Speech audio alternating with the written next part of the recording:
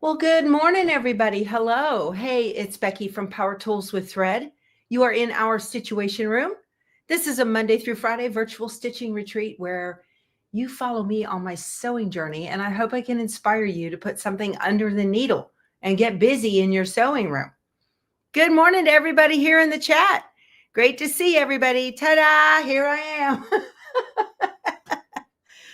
Had a little snag at the coffee pot this morning. There's something, I don't know, it wants water, whatever. So demanding, right? Let me zoom in a little closer here. You guys are way back there. There we go. Y'all, I got to tell you something that zero to do with sewing, zero. I have been watching this YouTuber for a couple of years now. She goes, Dawn is her name. She goes by Minimal Mom. And she has helped me so much. She's 40, I think. She's helped me so much to declutter and get in the right mindset about what has priority. And I've used that priority as far as what deserves space, right, in my sewing room, which has been huge. I know, Margie, I love her too. And, and she has brought her family into her videos. We got to meet Tom, her husband, and her 4 kids, and she has gotten them on the whole minimalism journey.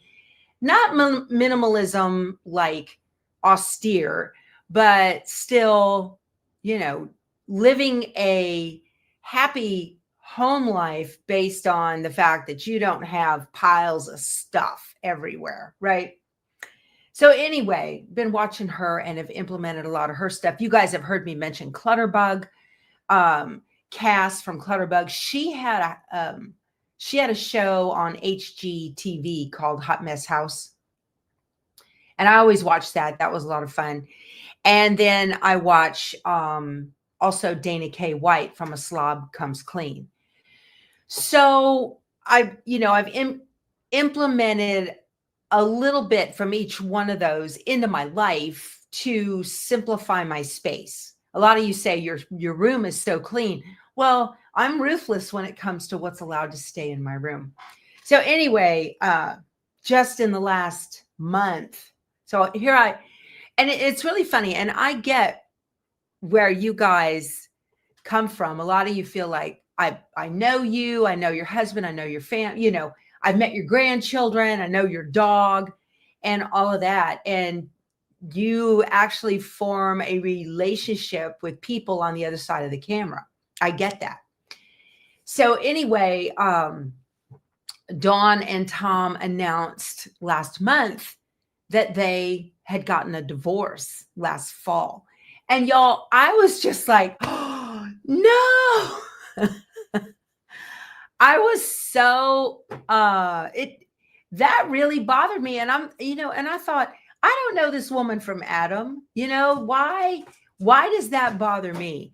And it was just, come here, Frito. Hi, baby. Hi, baby girl. Come over here where everybody can see you. It just really struck me. So she moved out of their house. Wait, Frito, where are you going? You are so finicky. Y'all, she's gotten to where, boy, if you're not going to give it to me right now, I'm not going to deal with it. No, come over here. Yes, you're just so spoiled. You're so spoiled. Yeah. Got your Dave biscuits. Now you got to clean that up. Here's another one. You made a mess on the floor. Are you going to clean it up, or are you going to go chew your stick? You going to chew your stick? All right, bye. No, over there. Over there. You can't be back here. You're a mess. Okay, now she's upset. I'm going to get the side eye all afternoon. Come here, Frito. Clean this up. Clean that up. Okay. My dog. So, what do I do with all my quilting t-shirts? They're hanging in my closet, Jan. She doesn't have time for me. I know she's very busy being a dog. Now she's going to take her stick and she's going to go wander off. Keith has been feeding her people food, and she's gotten kind of indifferent to dog food. That's not how I roll. Anyway, no, she doesn't want to be with me, Amy. She's being, yeah. She just wandered off. She probably won't be back. Usually she's like right here, right? Anyway, so it's so funny that you just get wrapped up into whoever you're looking at on the TV screen or on your computer or phone.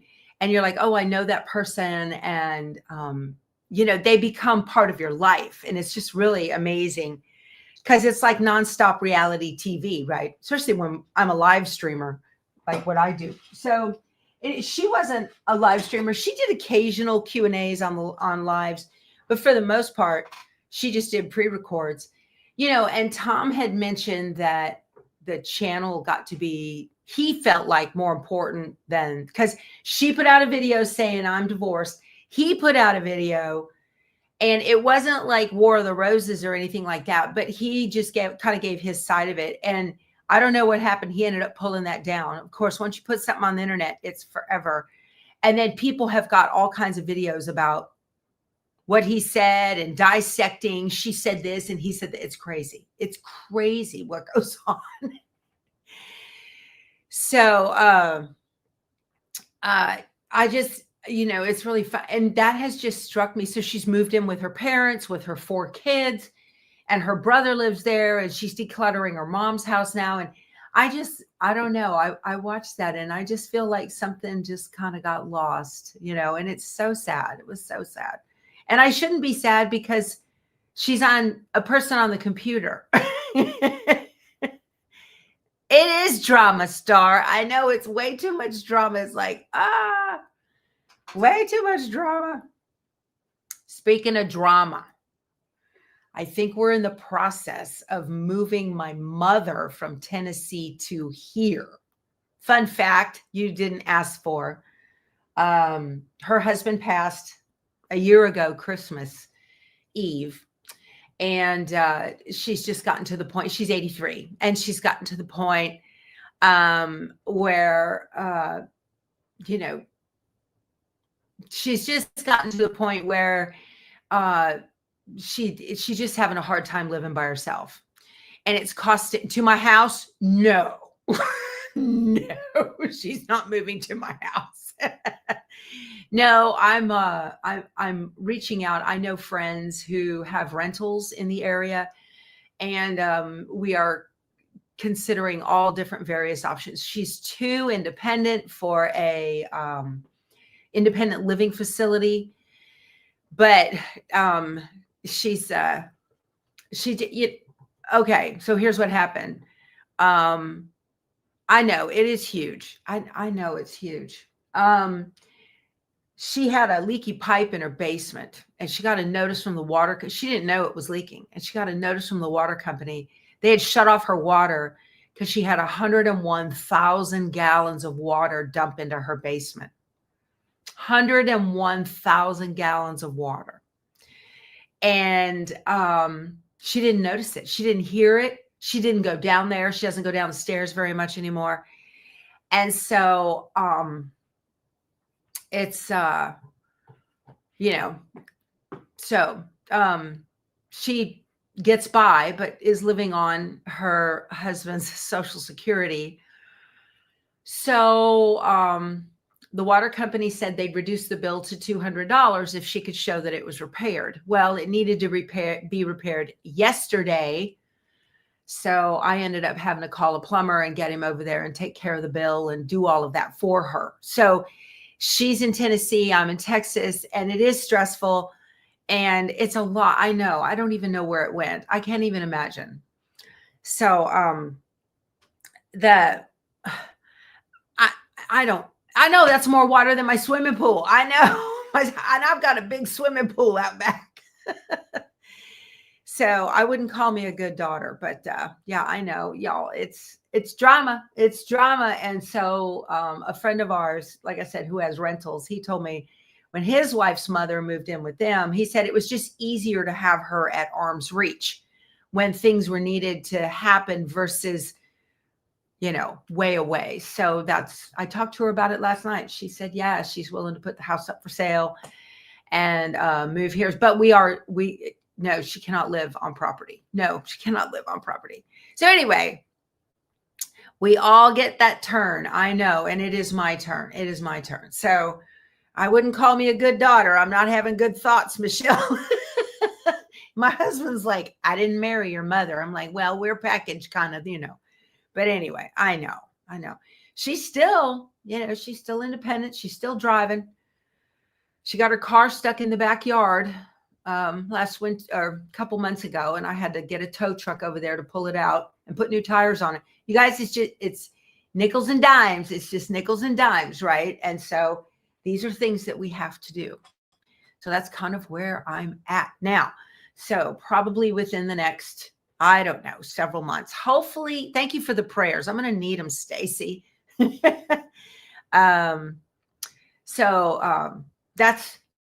That's that. Nothing to do with sewing, but there's my life update and my drama update from my YouTube family that I was watching now. So they both have channels, Tom and Dawn, and I watch them both. But anyway, Lillian, okay. Lillian says, treasure every moment with your parents. Yeah. Sometimes those moments can be really trying. All right. Of course, I wouldn't be who I am or where I am. Correct? Right. Honor thy mother and father. All righty. So today the video was, see, and I don't have family. I have a half brother and he lives in Wisconsin. And he was just there a couple weeks ago. And he said the basement was fine. He was down there. So it must have burst right after she left. But so he's leaving for Fiji. His family has kind of ingrained themselves into the tribal area in Fiji. And he's getting Fijian birth certificates. And he leaves in 2 weeks. So I probably, cycle of life. I know. I know moments are good with the distance. Moments are also good with a glass of wine. You just have to do what you got to do to get by. Prayer. I know. All righty. So I had wanted to talk today about mastering the Ohio Star Block. Last week I did a video, I guess it was last week, on the quarter square triangle. It's the exact same. So this is the Ohio Star Block, made up of the quarter square triangle, meaning there's 4 quarters in this square and they are triangles, also known as an hourglass block. So it just depends on what pattern you're reading. This can be called an hourglass block as well. I've seen that. It's the exact same thing as the steps I gave last week for doing the quarter square triangle. I've got them together today. I've got some more cut. We'll go through getting them stitched. Okay.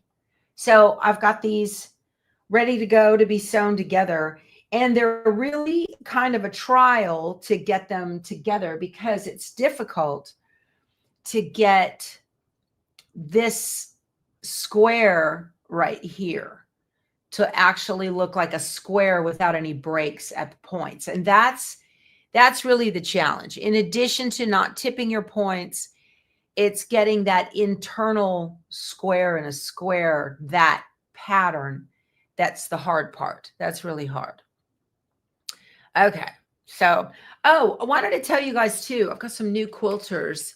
I went ahead and put, I got something dark on my cheek here. I'm looking at it in the camera going, what's on my face? So I went ahead and put links below to the quilted Christmas tree. I had done it a couple of, like a month or so ago, 6 weeks ago, to the quilted Christmas tree. We're going to do this in July. So the quilted Christmas tree, you can just get the pattern all by itself if you want, if you have plenty of red and green fabrics, or there's a kit as well. And I've got links to both. And I want to thank Becky. She emailed me and said that the link to the quilted Christmas tree was broken. So that's fixed. I fixed that link. And Two Chicks Quilting does have a kit. So I've got links to that below as well. I'd appreciate it if you use my links. That helps me out quite a bit. So does giving me a thumbs up on this video. I'd appreciate that as well. And if you're sitting on your couch, grab your TV remote and hit the thumbs up. So yeah, we got fresh coffee in the kitchen. Glenna says her 84-year-old mother lives with her. Yeah. Well, the guy I called yesterday, who I know has like 40 rentals around town, I called him and told him, and he said his 91-year-old mother lives with him. He says, I feel your pain, sister.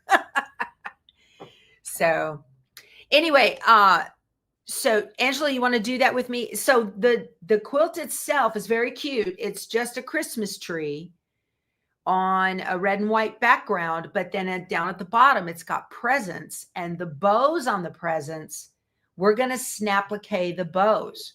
So you don't have to do that. You can certainly applique it the old-fashioned way. If you don't have a scan and cut and you don't want to do the embroidery, you can do it the old-fashioned way. So we'll do that too. All right. So you can do that along with us. But this is going to be very fun. It's going to be, it's just blocks, 5-inch squares across. So if you have got a Christmas red, white, and green, whatever colors, layer cake you want to do maybe, or whatever. So a layer cake won't do it. You're going to need additional yardage. And I know some of you have Christmas fabrics out the wazoo. So this is an opportunity to use those up. Or if you don't, and you want it to look just like the pattern, on the picture on the pattern, then you can go ahead and get the kit as well. Okay. And you'll have plenty of fabric to do that as well. We're going to start that mid-July. We're going to get through the 4th of July holiday week. And that's my anniversary area. So the week after that is when we're going to start. And we're actually going to start. I'm going to be on the road in the motorhome doing that because I'm traveling around doing my thing in July. We are gone for the entire month. You're ready to dive in, Kristen. You got a new scan and cut and stitch artist too. Good for you, my friend. You are ready. Yeah. So just wanted to, I'll announce that over the next couple of weeks and months and whatnot. And you're going to be able to do that with us, and that'll be fun. And I'm hoping by the end of July, that quilt is ready for the long armor. Okay. You'll be ready to go. And with the bows on those presents, I think they're small enough. You could probably just do a pantograph right across them and just panto right over the top of the applique. I don't think it'll be that big of a deal. It's not like it's square blocks with an applique in the middle that you wouldn't want to pantograph over and you'd want to go around it. I think these are small enough, but they'll be fine. Okay. So where's the pattern? I got a link to it below. It's on Etsy. It's hard to find, but I've got a link to it below. Go to in the description box. It says more ... Tap that, open that up, and it'll start talking about, I think the first line under the video says,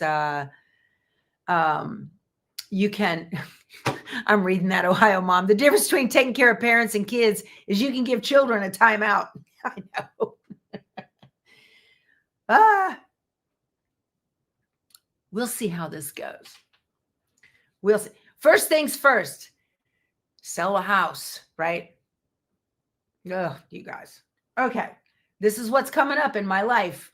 It's going to be a ride. It is a downloadable pattern. Yes, it is a download. This is a fairly easy pattern.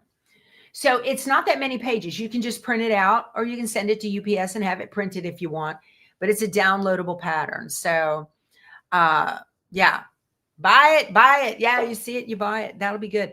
So that'll be fun. And the reason I'm doing that particular quilt in July while we're on the road is because we're just sewing rows together.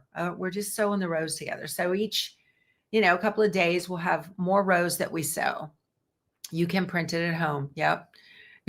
Margie, I know. Margie says, I foresee a trip or two to Tennessee. Yeah, I know. I'm going to have to fly in there and get a car. Of course, she doesn't live near Nashville or Memphis, right in the middle. So I can't, it's a couple hours drive one way or the other. Yeah. Anyway, we're going to be in Nashville. So we're going to go in July. We're going all the way around to Colorado, going up to Colorado. I'm doing a thing at the Guild there in Longmont. And then we're making our way through Kansas. and Missouri and Arkansas and Tennessee. I'm going to be vacationing in Nashville, and then we're coming on down. So, okay. So let's talk about this block and get it together. So I'm just going to give you a couple of little tips that I'm finding useful, like turning on my iron, to get the rows together once they're sewn. So I'm kind of doing it backwards because I got this one done last night, and I want to get these. Put my coffee over here in my little holder that Ruth gave me. So, so then we're going to put these together. And then when I get finished putting these together, I'll go ahead and make some more of these and get them sewn up and show you guys what I'm doing with that. Okay. Yeah. So this pattern that I'm working on, you guys, the pattern is called Firm Foundation. Okay. The pattern is called Firm Foundation, and they're little church blocks. And then this pattern came in a kit from Moda, and the kit is called Things Above. So that's how to sort that out. The pattern is not called Things Above. The pattern is called Firm Foundation. Okay. And the way this is done is it has a panel in it that uses these words, and there was confusion even yesterday. Okay. So the panel that comes in the kit has 12 of these blocks on it. The panel in the kit has 12. So you're good with the kit. If you're doing this separately, each panel only has 6 pieces on it, and you would need 2 panels. But when you get the kit, you get 2 in one cut piece. I hope that makes sense. Okay. Yeah. Things Above is the name of the kit. Is that the fabric line as well? Okay. So there's confusion. Do I need 1? Do I need 2? Blah, blah, whatever. Right. Okay. Okay.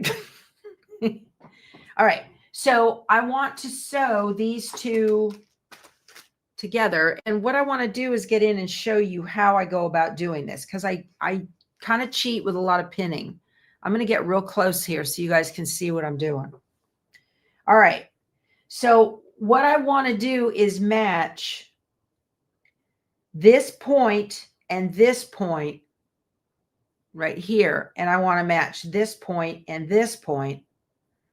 And when you're sewing these, my little trick I put in my brain is the piece without the color always goes to the outside.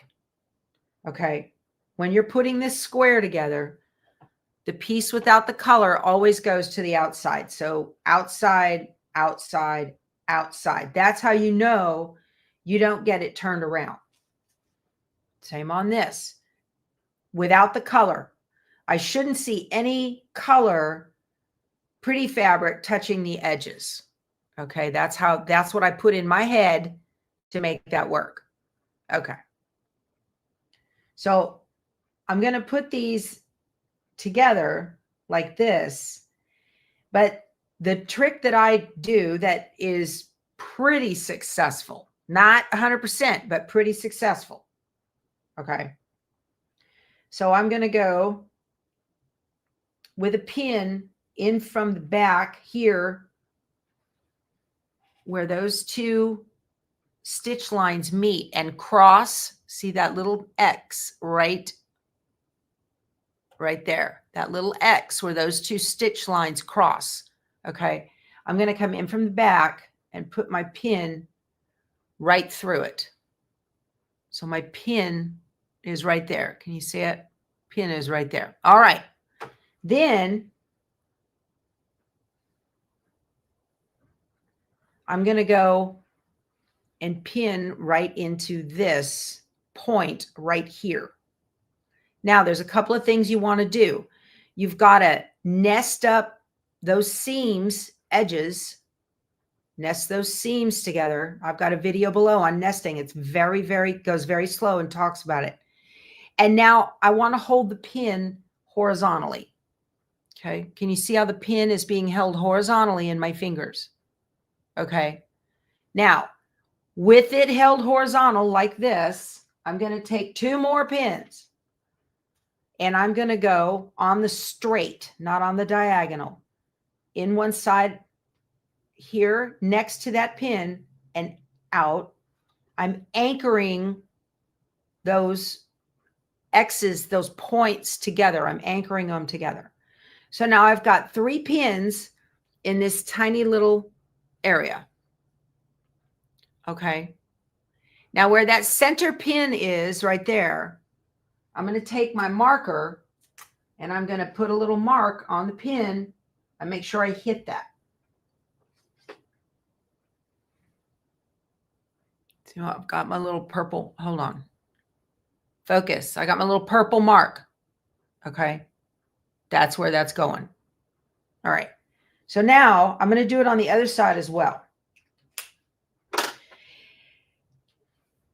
When you do this, your little mark may or may not be 1/4 of an inch away from the edge. It's more important that you hit the mark. Could I use the fork pins? Yeah, you sure could if you wanted. You want to make sure you hit that mark. Hitting the mark is more important than your 1/4 inch seam when you're stitching in the middle of the block. Your 1/4 inch seam is absolutely important out here on your edges. Okay, absolutely important. That's how you're going to maintain the size of the block. If it's more than 1/4 of an inch here in the middle, you can fix that, okay, and make it lay down with moisture, with water or starch or something. Okay, so that's just my 2 cents on that, y'all. Okay, so I'm going to take my pin. I'm going to go, oh, I'm pinning from this side. I'm going to go in at the point, make sure I'm on it, and then in this point, okay, nest up those seams nice and tight. And you want to make sure, I'm going to peek, I want to make sure that those are nested next to each other. My pin is horizontal, okay? I'm going to take my 2 pins here and I'm going to anchor these. And this may or may not work. I might be tearing it apart and doing it again. Yesterday on this one, we did this several times, okay? This gives me an opportunity to think about my life and ponder what I think I'm going to do with my life. I want to hit that, okay? And then, as usual, I'm going to pin these 2 together down here at the bottom. I don't want that getting pulled up, and I want it to maintain and be straight. And then I want to make sure these 2 start in the same spot, okay? All right. Let me see here. Okay. Come on, picture. Pull up. There we go. Wake up, camera. Wake up. Okay. Let's give this a try.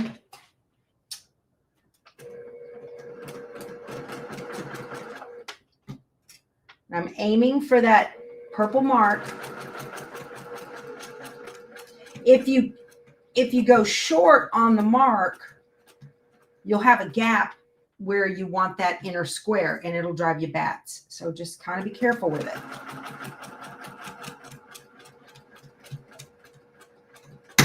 Ah, I hate that sound. And if you have to stitch on a slope, make it very gradual. Okay. All right. Let's see. All right. So this one turned out great. This one, I've got a tiny little gap. Now, in my world, because this is not a show quilt, I'm probably going to leave that. I don't know. Well, I tell you what I'm going to do. I'm going to take another stitch on this seam right here, just from I'm going to stitch it from here to here and take another stitch and see how close I can get. Okay. because I hit that point, but it didn't do what I wanted. So now I'm going to make this a gradual, just a needle width is all I'm doing. A needle width. And then back out.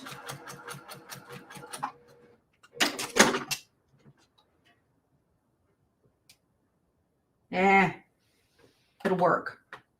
Okay. So that'll work. I've got a little bit too much. I've got too much white over here. But y'all, I'm not going to kill myself on this. Okay. That is not something that I desire to, because see, sometimes you can, if I press it with the seam allowance going down, you can really see the gap. If I press it with the seam allowance going up the other way, it's not as noticeable. See? So you guys, you're going to have to determine your own level of tolerance. I don't know. That's bothering me pretty bad. That's bothering me pretty bad. All right. So I'm going to do this again here. Okay. So I'm going to go in on the point and the point here. And I'm just going to peek and make sure those little points are right together inside there. Hold that even and horizontal and level between my finger and my thumb and pin it twice. This prevents that big shift. Oh, shoot, I pulled it before I marked it. Hold on. I had it right at that point, right there. I can see the hole. Okay. And then this one, right on that point and right on this point. Nest those up tight. Let me peek, make sure it's, yeah, that looks like that'll work. And 2 more pins.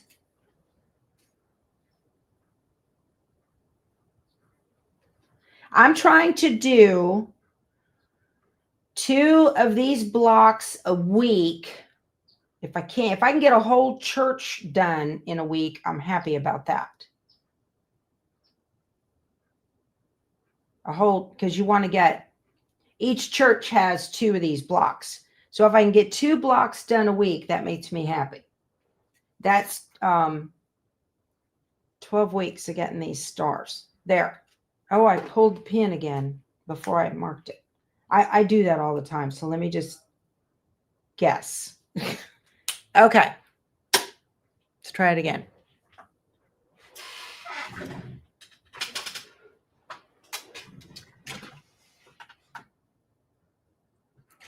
All right.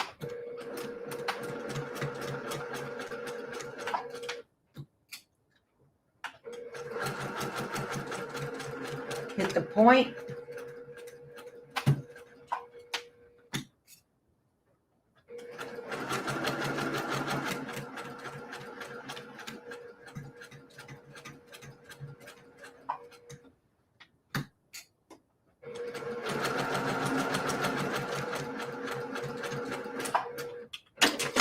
Okay. Let's see. Perfecto. That one worked out perfect. See? Ta-da. Love it. This is what I'm looking for right here. Whoop, hold on. There it is. See how that worked out just fine.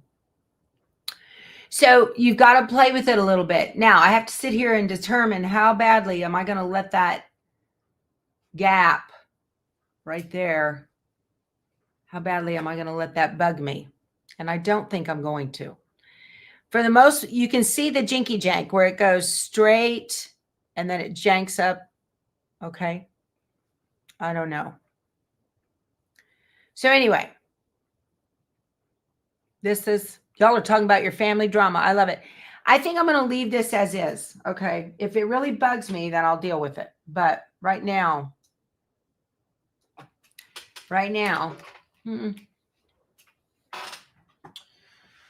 Oh yeah, family, y'all. Family, family, family.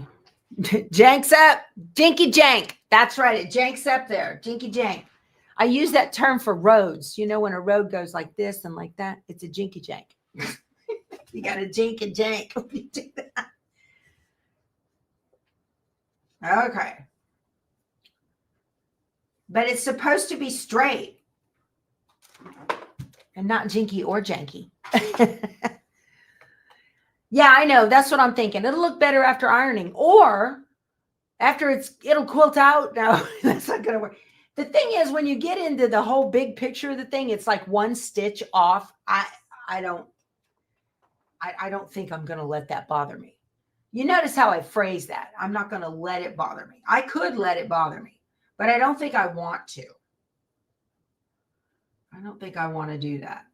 And before I sat down here, I did wash my hands with soap and water because I put my makeup on and I know I'm going to be touching these light colored fabrics and I don't need any kind of makeup on my fabric. So it's supposed to be super cold here today and tomorrow. Super cold. Like brought in the plants cold. I was outside last night in the dark dragging in this gardenia that I can't get to bloom. It got left here by our neighbors 2 years ago, and it's bloomed one flower in 2 years. It hates me. It smells pretty when it does bloom, but I brought it in last night. We're not on speaking terms, me and that plant. I'm not good with plants. That's not my thing. I love them, but I can't. I hate it. I hate it, y'all. I hate it. That one stitch. I'm pointing it out to you guys because we're all friends. Brown thumb doesn't begin to describe it, Jeannie. I'm not going to look at it. I think it's fine. We'll go with that. It's fine. I bet you once I get it put into a quilt, I won't even be able to find that. I bet you, right? That's how that goes. All right. So now I'm going to go ahead. Finished is better than perfect. I'm going to go ahead and get these other quarter square triangle hourglass blocks done. All right. So here's the 4 of the background. These go with the corners. That's these corners right here. You've tried to keep a gardenia. I don't know what it was. Our neighbor John, he'd go out there every day and he had his little watering can and he just did so good. Everything was wonderful.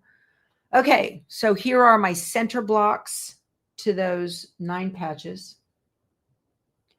And let's do the red. I think that'll be pretty. I'm going to do this red. So I need 2. Now, I cut these. The pattern calls to cut these at 3 1/4. I cut them at 3 1/2 because I'm going to trim them down. They tell you to trim them down, but if you start at 3 1/4 and do it their way, I don't know. I don't like their method, so I'm doing it my method. Okay, I don't like their method at all. Let me have my little ruler, my Creative Grids ruler, 1/4 inch seam guide. So, okay. You've resewed everything. You couldn't do quilting as a hobby. Y'all, you know, it's nice. I love sitting here. When we get finished, I'll keep stitching or go get breakfast and then come back and stitch some more. I just really enjoy it. Oh, so what I'm doing here, I'm going to put my ruler corner to corner. The center of the ruler is corner to corner. Okay. And I'm going to mark my stitch lines. I'm doing this very different than they say. Their method is very difficult. Okay. It makes for sewing on the bias. And what you want to do is not cut that bias until, in my method, not cut the bias until the last possible minute. I don't want to cut the bias first and then sew it back together. That's crazy to me. So what they have you do is cut down the middle of the square. So you've got 2 triangles of background fabric and color, and then sew those together. And I'm not doing that. That's not how I roll. So I'm going to use this method. And this method is much better because you don't cut the bias. I don't cut the center until after the stitching. So after it's been stitched, this is set because it's got a firm line right there, a line of stitching. Okay. I got too much stuff on my table. I'm going to set all this down here.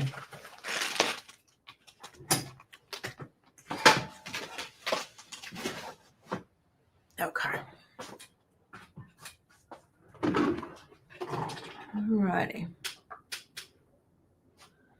So what I'm going to do now is just get these sewn right sides together. Not that it matters on this background fabric, but that's the idea. And I'm going to sew on both of these lines. And I'm going to chain piece them here. You can feel it stretch when you stitch it. Just doing this. Okay.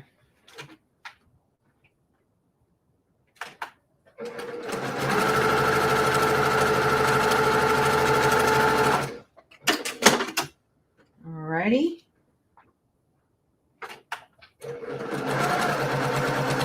And the other side.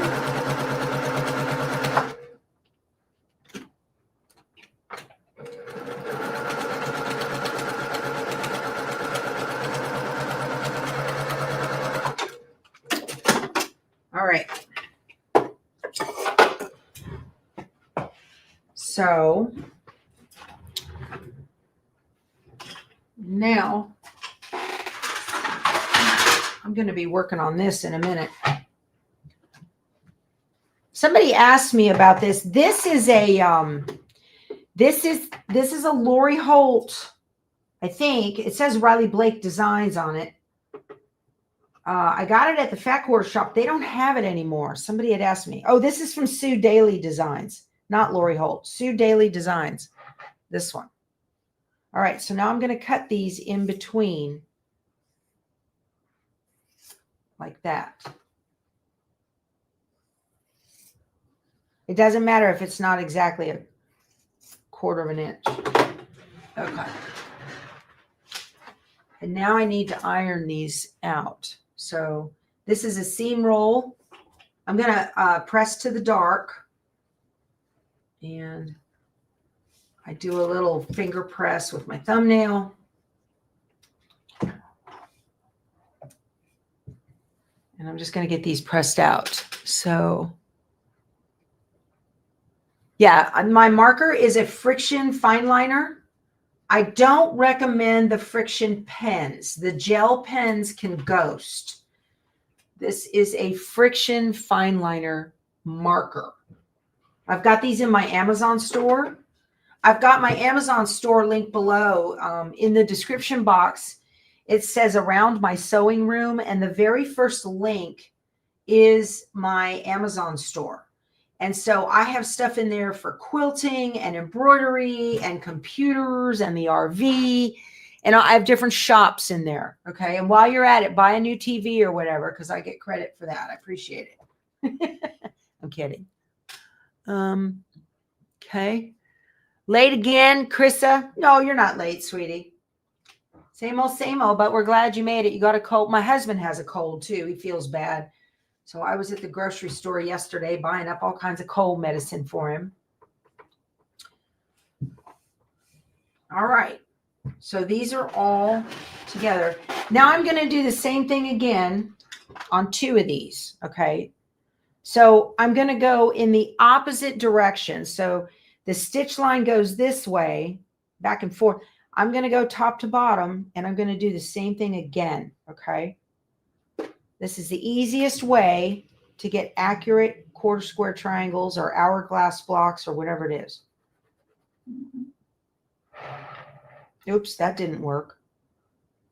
That didn't work at all. So this is how you do the first part. I did the second part first before. So, oh, a man cold, buckle up. I know, right, Chris? Oh, good grief. I'm telling you. Oh, the world's coming to an end. Buckle up. You're funny. I love that. I appreciate y'all feeling my pain. Appreciate that. Easy. There we go. Okay. All right. So now that I've got these two marked, we're going to do the same thing again, but I'm going to put opposite. Okay. So I've got background fabric, pretty fabric. So I'm going to do this and nest these together right in the center. Nest them up. I can feel those edges touch each other. Okay. You don't want them overlapping. That's not the idea. And then I'm going to pin on either side of that. And then I'm going to stitch on those lines. Okay. This is what I've got. Just like that. I'm going to stitch on those lines. Okay. So let's get the other one done.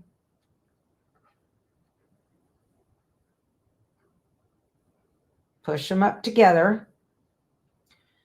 And you want to get your outside edges as close as possible, you know, so that it's centered as best it can be.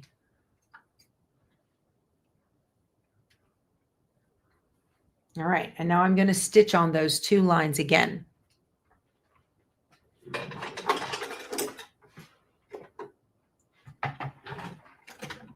Okay.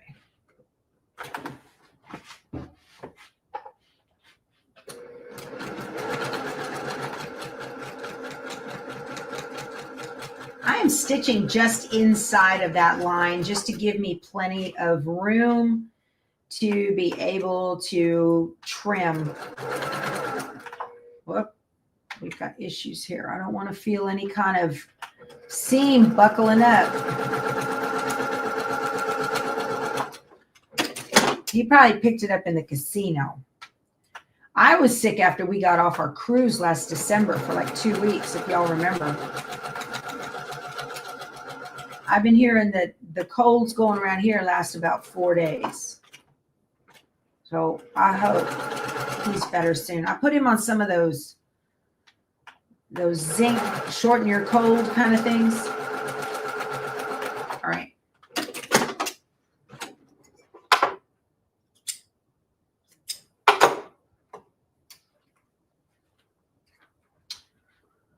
Okay.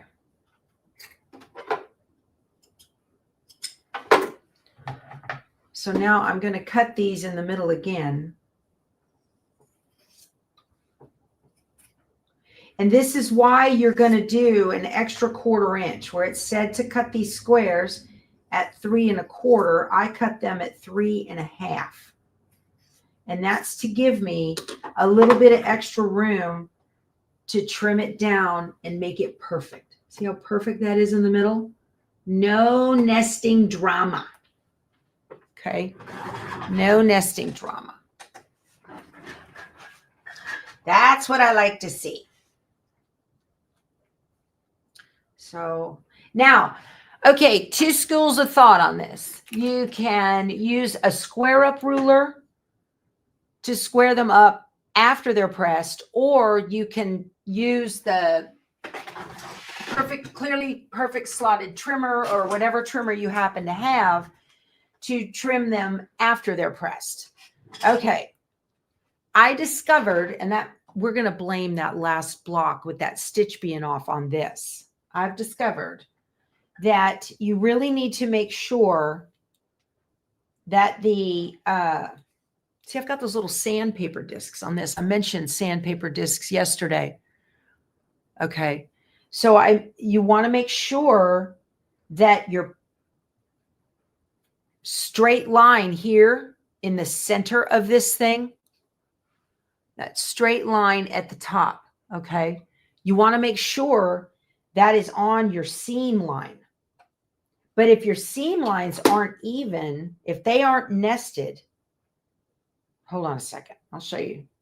I need a teeny tiny pin, but I'm going to do this. It's going to wobble a little bit. Matter of fact, one of those little flathead pins might work.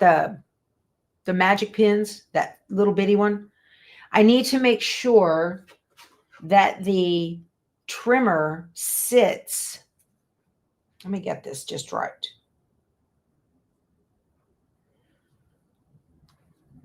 Now it's hard because it's not tall enough, but you want the point of the trimmer exactly in that V between those two dog ears, just like that.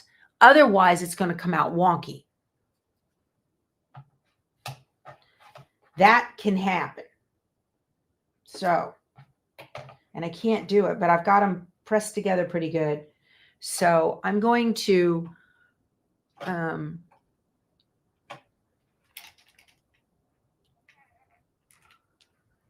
okay.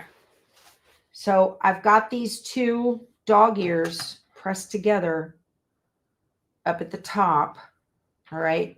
And I'm going to put my dotted stitch line on my stitch line that I sewed for my seam allowance, and make sure that the point of the trimmer is aimed at the top of that. Okay. And now these have to be cut to 2.5. Okay. And you really want to use a rotary mat if you can, to so you don't have to move the ruler if possible. If you don't have a rotary mat, you can use a mat in a mat. All right.